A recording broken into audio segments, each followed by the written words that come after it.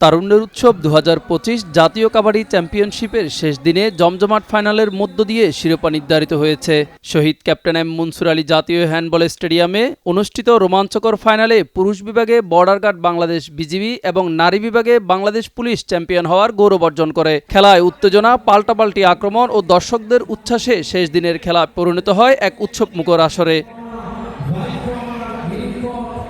পুরুষ বিভাগের ফাইনালে বাংলাদেশ সেনাবাহিনীর বিপক্ষে শুরু থেকেই ছিল টান লড়াই। প্রথমার্ধে আক্রমণাত্মক খেলায় সেনাবাহিনী এগিয়ে থেকে বিরতিতে যায়, তবে দ্বিতীয়ার্ধে দৃশ্যপট বদলে দেয় বিজিবি। দলের তারকা খেলোয়াড় আল আমিনের দুর্দান্ত ৩ পয়েন্টের রেইডে ম্যাচে সমতা ফেরায় তারা। এরপর সেনাবাহিনীকে অল আউট করে ৩ পয়েন্টের লিড নেয় বিজিবি। শেষ দিকে একটি দুর্দান্ত সুপার রেড থেকে আরও ৩ পয়েন্ট তুলে নেয় বিজিবি, নিশ্চিত করে শিরোপা। যদিও সেনাবাহিনী শেষ পর্যন্ত লড়াই চালিয়ে যায়।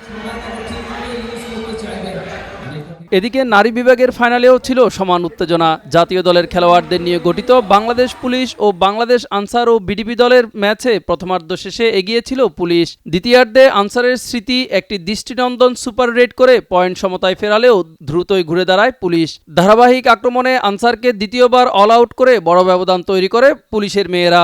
শেষ পর্যন্ত ৫ পয়েন্টের ব্যবধানে জয় নিয়ে চ্যাম্পিয়ন হিসেবে মাঠ ছাড়ে বাংলাদেশ পুলিশ।